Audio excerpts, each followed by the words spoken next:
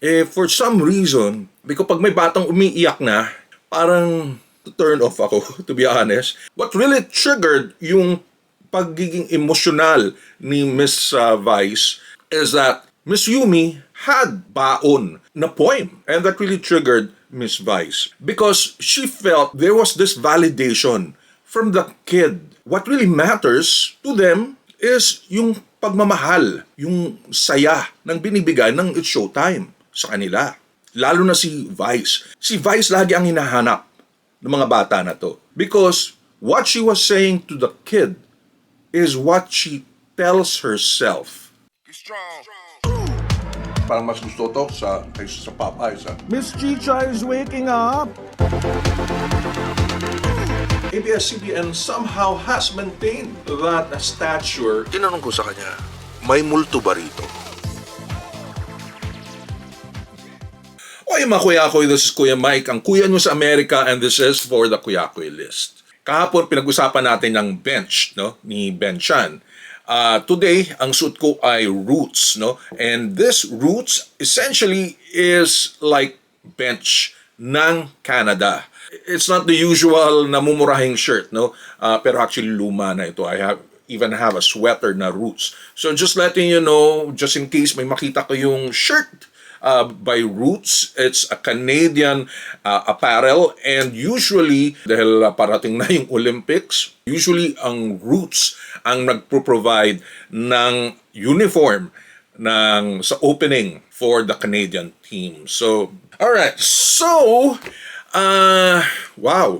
Naging emotional ang ating Friday and Saturday. Saturday because we have the birthday ni Mr. Ogie Alcacid. Happy birthday po sa inyo. At one point ay nakita ko kayo at nakasama ko kayo sa wedding ng kaibigan ko. That was like 20 years ago perhaps. And tumugtog kayo dun mismo sa kasal. Not sa reception tumugtog kayo mismo sa mass.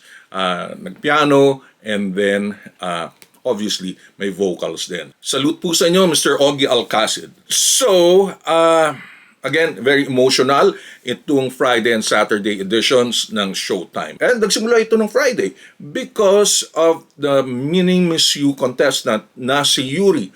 To be honest, at that time, napapanood ko yung live telecast ng Showtime while I was editing yung huli nating vlog, which was about racism, until nagkarampanalo, after which, tingin ako sa ibang channels. Then, binalikan ko ang It's Showtime, and then skinan ko, kasi nga, nakalaktaw na ako. So, turns out, nakita ko may batang umiiyak.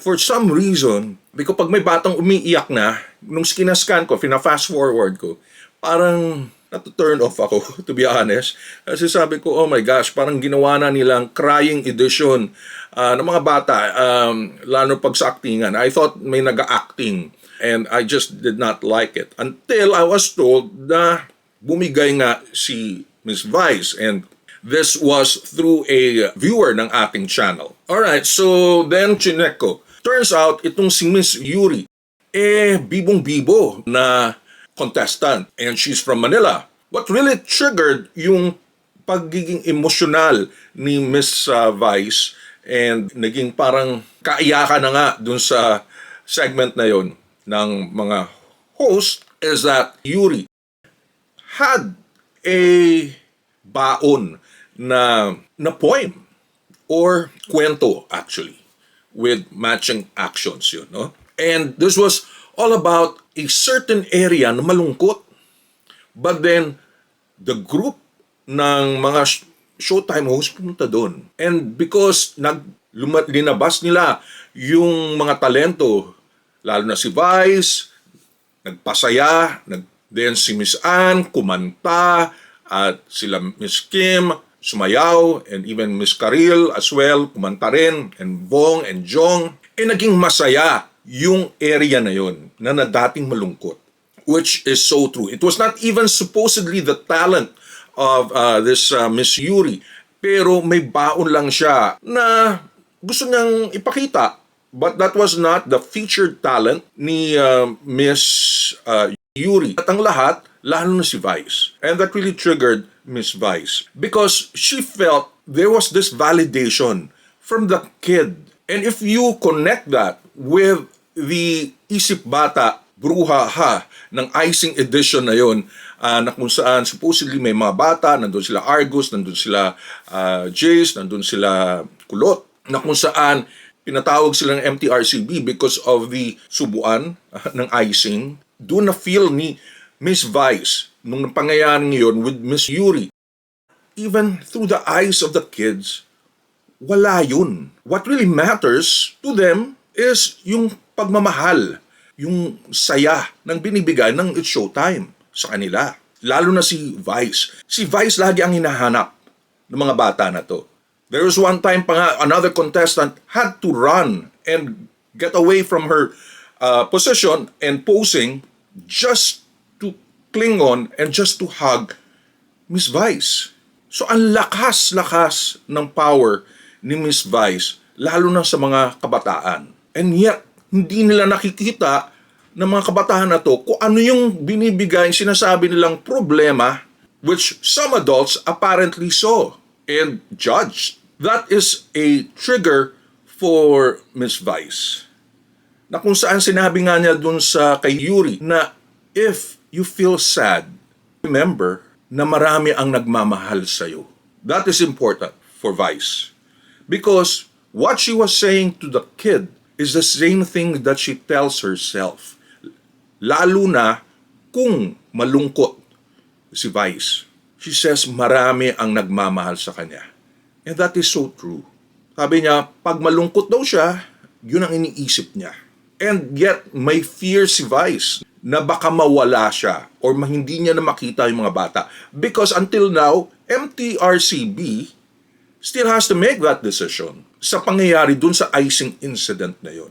Oh, by the way, right now, lahat na yata ng may icing, lahat na may cake is becoming an emotional trigger sa kay Vice. Even yung pagkain ng ice cream, fried chicken, di ba? Doon sa Isip Bata edition last Saturday.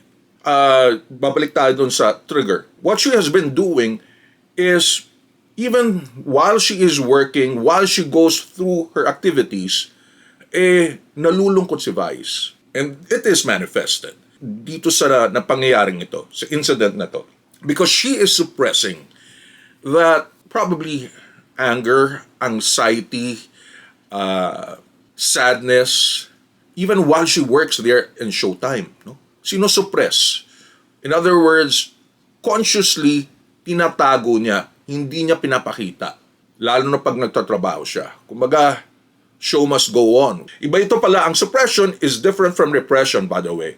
Repression is done by the unconscious. So, hindi mo nga nalalaman, nire-repress mo yung mga thoughts na ito. Suppression, yung anger, is very conscious. Na kunyari may asar ka, galit ka, nabibwisit ka, tinatago mo lang yan, hindi mo pinapakita. Until it blows up. Which really happened dun sa pangyayaring ito. Dun bumigay si Miss Vice. And dun niya pinakita, no? Buti nandun si Ayon and the rest of the Showtime host. And they themselves know yung kalungkutan na yun ni Vice sa mga pangyayari.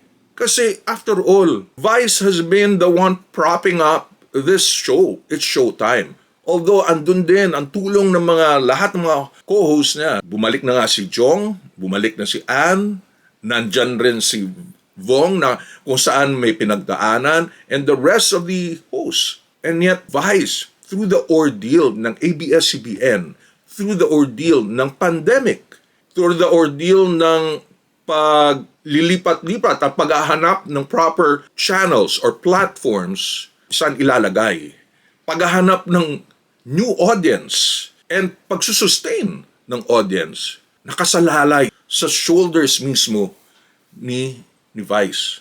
Ang bigat nun, siya yung umaakay, tumutulong, gumagawa ng paraan to do everything and anything perhaps para lang mapasaya tayo and para makatulong sa kumpanya ng ABS-CBN. And yet, siya ang napapagdiskitahan, siya ang tinuturo, may mali, and that is very natural. Kasi nga, siya ang nagpapagulong sa daily show na ito.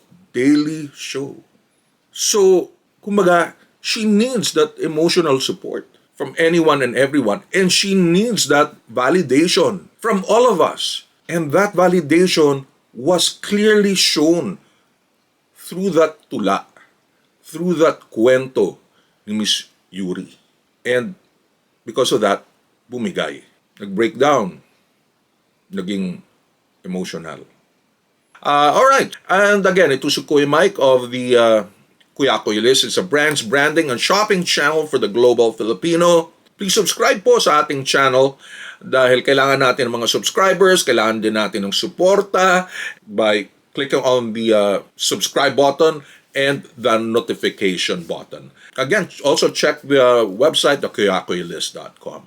Ito po uli si Kuya Mike, ang malamang nakaunaw-unang affiliate marketer na Filipino-American for online stores here in the United States. At ang kuya nyo sa Amerika, and this is for the Kuya Koy List.